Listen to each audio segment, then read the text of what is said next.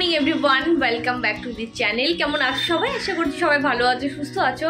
আর এখন এই যে এখন 8:05-10 মতো বাজবে, কারণ এই জাস্ট আমি আজও আমি গাড়িতে তুলে দিলাম নিচে, ওপরে এসে আমি ব্লগটা স্টার্ট করছি। আজকে আমার চোখের থেকে ঘুম সরছে না, আমার চোখগুলো দেখে আশা করছি তোমরা বুঝতে পারছো, পুরো মানে ঘুমিয়ে ঘুমিয়ে পড়ে যায়। কালকে রাত 2:30টার সময় শুয়েছি, আর সকালবেলা উঠে গেছে মোটামুটি 6:30 বাজে, তখন উঠে গেছে। আজ স্কুলে যাবে, ওদের টিফিন তৈরি করে দিতে হয়। এখন তো নর্মালি ঘর থেকে টিফিন নিয়ে যায়, কেক বিস্কিট এখন আর ওদের হয় না, বড় হচ্ছে তো আর নিতেও চায় না, সেই কারণে হচ্ছে সকালবেলা উঠে ওদেরকে টিফিন করে দিতে হয়।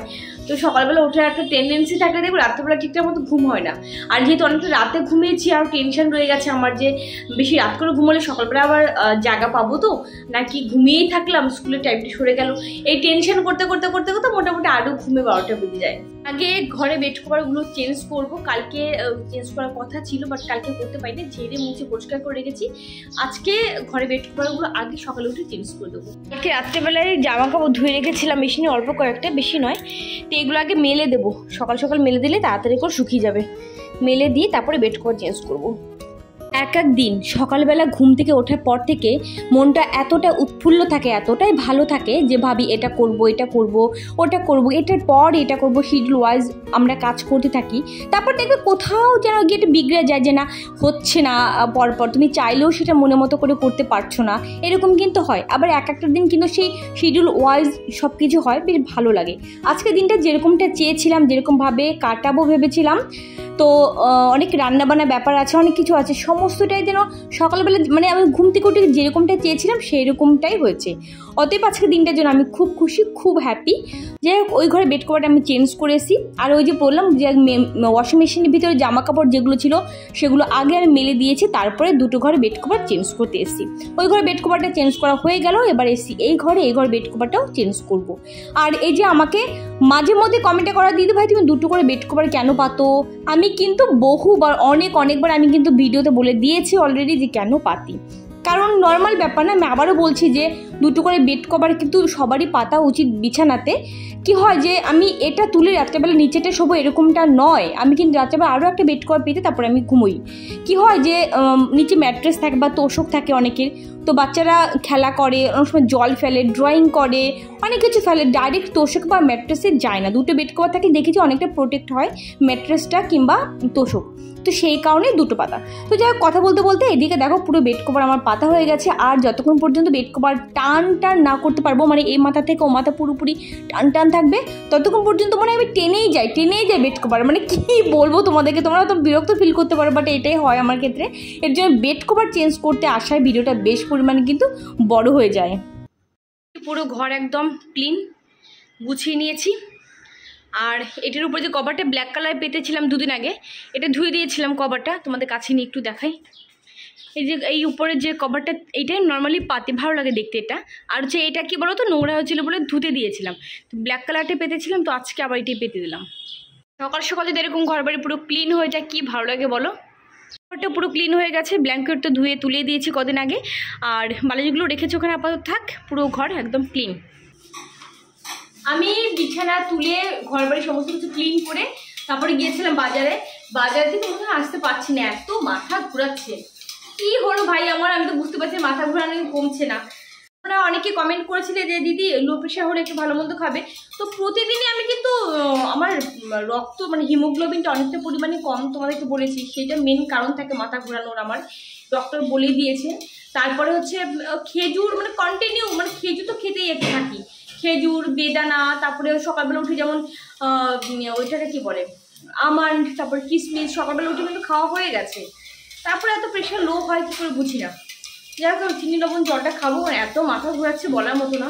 আমি 1 গ্লাস খাবো, মাসিকে 1 গ্লাস দেবো। আমার অবস্থা দেখেছো ঘেমে কী অবস্থা, আমি একটুতে এরকম ঘেমে যাই, প্রত্যেকটা ভিডিওতে তোমরা দেখো যে এত ঘেমে যাই আমি। আর মাথা ঘোরানোর পেছনে এই ঘামটাও অনেকটা দায়ী কিন্তু।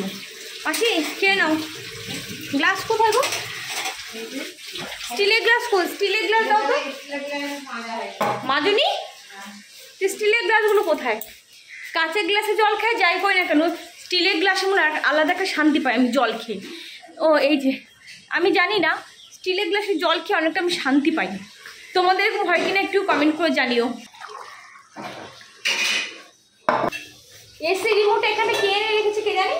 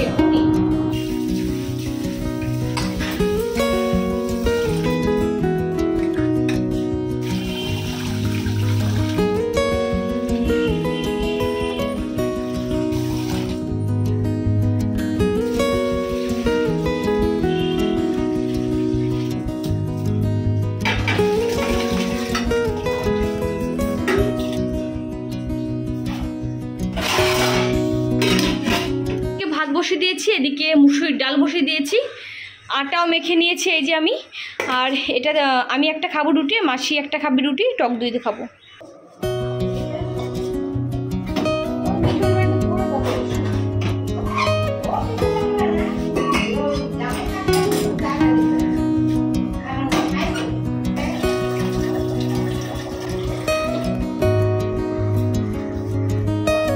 আদিয়ম যে স্কুলে বেরিয়ে গেছে, আর এখন হচ্ছে আমি করব রুটি, আর রুটি খাবো আমি আর মাসি।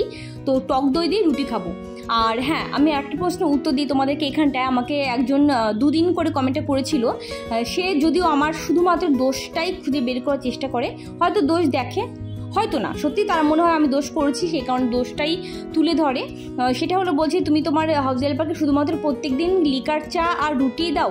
তোমাকে উত্তরটা দিচ্ছি, পার্টিকুলার তোমাকেই দিচ্ছি, তুমি যে কমেন্টটা করেছো তার জন্যই বলছি আর কি। ওই মাসির হলো সুগার আছে, সেই কারণে কোনো রকম কোনো চিনি খায় না। এবং তুমি বলেছো ডিম টোস্ট করে দিয়ে, ডিম খায় না মাসি, মাংস খায় না, কিছুই খায় না। আর বাটার খাবে না, প্রেশার হাই বলে, আমি একদমই বাটার খাবো না। তারপরে টক দই দিলে, টক দই খুব একটা খেতে চায় না, বলে আমার অ্যাসিড করে যায় টক দই দিলে। তো মাঝে মধ্যে টক দইটা খায়, তো সেই কারণে মোটামুটি মাসি বলে যে আমি রুটি আর আমি 1 কাপ লিকার চা করে দেবে, চিনি ছাড়া, সেটাই খাবো। আর তার থেকে বড় কথা, মাসি আমার বাড়ি কাজ করতে আসা 4 বাড়ি, মানে আমাদের গলিতে আরও 4টে বাড়িতে কাজ করে, সেখানেও কিন্তু মাসি খায় রুটি, সবজি, যা যা হয় আর কি, মাসি নিজের মতো করে কিন্তু সেখানটা খায়। তো সেই কারণে হচ্ছে আমার বাড়িতে সবার লাস্টে, তো সে একদমই খেতে চায় না, মানে শুধু বলে চা দিতে, তবু আমি জোর করে একটা মাত্র রুটি আমি দিই না, তুমি শুধু চা খাবে, 1 পিস রুটি খাও। তো সেই কারণেই হচ্ছে মাসি লিকার চা প্রত্যেক দিন আর 1 পিস করে রুটি তোমরা খেতে দেখো। আমার চাও হয়ে গেছে, মাসিকে এবার চা আর রুটি দেবো, দেখি। আচ্ছা সাবধানে এসো। দেখি আলু নিয়ে নিই। আজকে দুপুরে অনেক রান্নাবান্না আছে, তো চলো ঝটপট করে রান্নাগুলো তাড়াতাড়ি স্টার্ট করে দিই। এখানটা নিয়ে নিয়েছি ড্রয়ের মধ্যে আলু ছিল, আলু আর পেঁয়াজ, রসুন সমস্ত কিছু নিয়ে নেব। নিয়ে এবার জলদি রান্নাবান্নাগুলো কমপ্লিট করতে হবে। আর এদিকে ভাতও মোটামুটি হয়ে যাওয়ার মধ্যে, মানে ভাত হয়নি, জাস্ট উতরে গেছে, আমি একটা পাশে নামিয়ে রেখে দিলাম। দুদিকে কড়াই বসে দিয়েছি, আর ওই যে ওইদিকে ডাল হচ্ছে, আর এদিকে মাছ আমি ভেজে নিলাম। এটা হলো রুই মাছ, একদিকে মাছ ভেজে নিচ্ছি, আরেকদিকে আমি ডালও করছি। মাছ ভাজা মোটামুটি কমপ্লিট। আর হ্যাঁ, আমি বাজার থেকে আসার পর এত গরম লেগে গেছিলো, তো যাই হোক আমি ড্রেসটা চেঞ্জ করে নিয়েছি। আর এই যে মাছ ভেজে নিয়েছি, মাছের তরকারিটা করবো। চশমাটা ওই 2 দিন পরতে পারিনি, কারণ চশমার এখান থেকে খুলে গেছিলো, সমস্যা হয়েছিল। তো হ্যান্ডেলটা আমি ভেবেছি পুরো চেঞ্জ করতে হবে, তো ফ্রেমটা কিন্তু না, থ্যাংক গড ঠিক হয়েছে আর কি। তো সেই কারণে 2 দিন ধরে চশমাটা পরতেই পারিনি। তো যাই হোক, আর হচ্ছে এদিকে ডালের দিকে ওই যে হচ্ছে মাছ ভাজতে বসে দিয়েছি, মাছের তরকারিটা এখন করে নেবো। এখানটায় যে আলু ধোয়া হয়ে গেছে, আলু এবার কেটে তরকারিটা বসিয়ে দেবো। আর এইদিকে বসিয়ে দিলাম চিকেনের জন্য ভেজে নিচ্ছি আলু। আর আজকে বড় কড়াইতে করছি, কারণ বেশ অনেকটা পরিমাণে চিকেন, তো প্রায় 1.25 কিলো মতো চিকেন, সে কারণে বড় কড়াইটা বের করেছি। তো এখানটা দিয়ে দিলাম আমি হচ্ছে পেঁয়াজটা এদিকে ভাজতে বসিয়ে দিয়েছি আমি। আর এদিকে ভাত তো আমার হয়ে গেছে, ভাত যেহেতু প্রথমবার আমি নামিয়ে রেখেছিলাম, তারপরে এখন দেখছি মোটামুটি হয়ে গেছে, আরও একবার উতরে নিয়েছি, ব্যাস এবার ফ্যান কাটতে এবার দিয়ে দেবো। আর এরই মাঝখানে কিন্তু আমার মাছের তরকারিটাও কিন্তু মোটামুটি কমপ্লিটের মধ্যেই। এদিকে মাছের তরকারি পুরো কমপ্লিট, চিকেনের জন্য মশলা ভাজি এখানটা, এবার মাছের ঝোলটা নামিয়ে দেবো।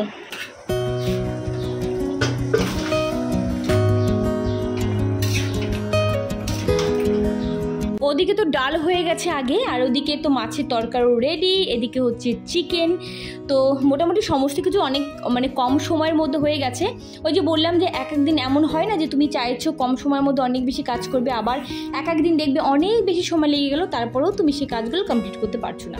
তো যাই হোক, এদিকে চিকেনও মোটামুটি কমপ্লিটের মধ্যে। আর এদিকে হচ্ছে আমি করবো দই পটলের জন্য পটলগুলোকে আগে থেকে আমি উপর থেকে হালকা করে আমি একটু ছুলে রাখিনি, মানে ওপর থেকে জাস্ট একটুখানি মানে কি বলবো, খোসাটা ছাড়িয়ে রেখেছি, পুরোপুরি ছাড়াইনি। তবে অনেকে কিন্তু দই পটলে কিন্তু খোসাটা অনেকটা পরিমাণ ডিপ করে ছাড়ায়, বাট আমি অতটা পরিমাণে ছাড়াই না। এখানটা তেলের মধ্যে আমি পটলগুলোকে ভেজে নেব, হলুদ ছাড়াই কিন্তু ভাজবো। এবার আমি পটলগুলোকে নামিয়ে নেব। আর ওখানটা মশলা আমি দিয়ে দিয়েছি শুধুমাত্র রসুন আর পেঁয়াজ, আর সোমবার দিয়ে দিয়েছিলাম গোটা গরম মশলা, ব্যাস। আদা কিন্তু দিইনি, দই পটল করবো, দই পটলের ভিতরে আদাটা আমার খুব একটা ভালো লাগে না। এখানটা বেশ খানিকটা পরিমাণে দই নিয়েছি, আমি ফেটিয়ে নিয়েছি, জল দিয়ে নিয়েছি সাথে। এবার আমি সেই দই জল শুদ্ধ একবারে আমি দিয়ে দেবো ওই দই পটলে, মানে পটল দিয়ে দিয়েছিলাম তার মাঝখানে দিয়ে দেবো। দুর্দান্ত টেস্ট হয়েছিল দই পটলটা, প্রত্যেকটা রান্নায় আজকে অসাধারণ হয়েছিল, আমি জানি না। তো যাই হোক কেন হয়েছিল বলতে পারবো না, সব দিন এত ভালো হয় না। দই নামানোর আগে দই পটলে দিয়ে দিয়েছিলাম একটুখানি ঘি, ব্যাস। আর গরম মশলা এক্সট্রা করে অ্যাড করিনি। আমার চিকেন রেডি, মাছের তরকারির দিকে আমার রেডি, আর এই যে হলো আমার দই পটল আর মুসুরির ডাল, ব্যাস। এটাই হলো আজকে আমাদের দুপুরের লাঞ্চ মেনু। আদিওম চলে এসে স্কুল থেকে, আর আশা করি বুঝতে পারছো এত জোরে সাউন্ড দিয়ে দিয়েছে টিভিতে বলার মতো না। কি আর রিমোটে ব্যাটারি মনে কাজ করছে না, বারবার করে গিয়ে মানে সাউন্ড কমাতে যাচ্ছে, বাড়াতে যাচ্ছে, হচ্ছে না, দূর বলে রেখে দিচ্ছে।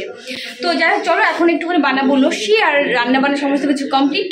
মানে ঘেমে যাচ্ছি দেখেছো, এই জাস্ট আমি স্নান করে আসলাম, তারপরেও এত ঘেমে যাচ্ছি। তো যাই হোক এটা আমার মানে জন্মগত হ্যাবিট বলতে পারো, সেই ছোট্টবেলা থেকে আমি প্রচণ্ড পরিমাণে খাবি। তো যাই হোক এখন করবো লস্যি, করবো সবাই মিলে খাবো বাড়ি। তো চল ঝটপট করে আগে বানিয়ে নিই।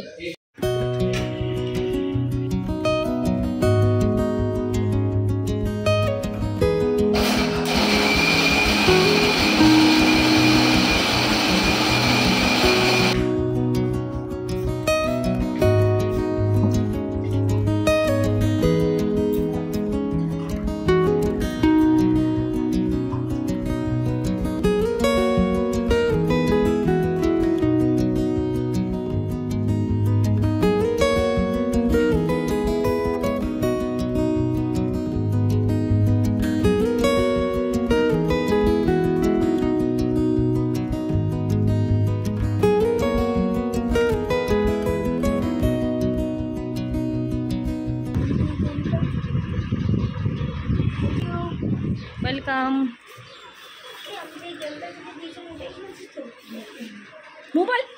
মোবাইল দাও আমাকে, মোবাইল দাও, আগে খেয়ে নাও, মোবাইলটা আমাকে দাও, মোবাইলটা আগে দাও। আচ্ছা ঠিক আছে আমি সরাচ্ছি না, দাও আমাকে, দাও আগে দাও। হাত ভর্তি কালার লেগে গেছে, কালার বলতেই সেই হোলির সময় যে কালারগুলো নিয়ে এসেছিলো সেই কালার। এখানটা রেখে দিলাম, খেয়ে নাও। তোলো হ্যাঁ, কে আটকে রেখে দিয়েছে ঘরের মধ্যে, এত জ্বালাচ্ছে। আমি কি আটকে রাখবো, ওরা ভেতর থেকে আটকে দিয়েছে, বলছে মা তোমাকে আটকাতে হবে না, আমি আটকে দেবো। এসি চালিয়ে দিয়ে বসে গান করছে, নাচ করছে, কি না করছে, সুখে আর ওদের ধরে না।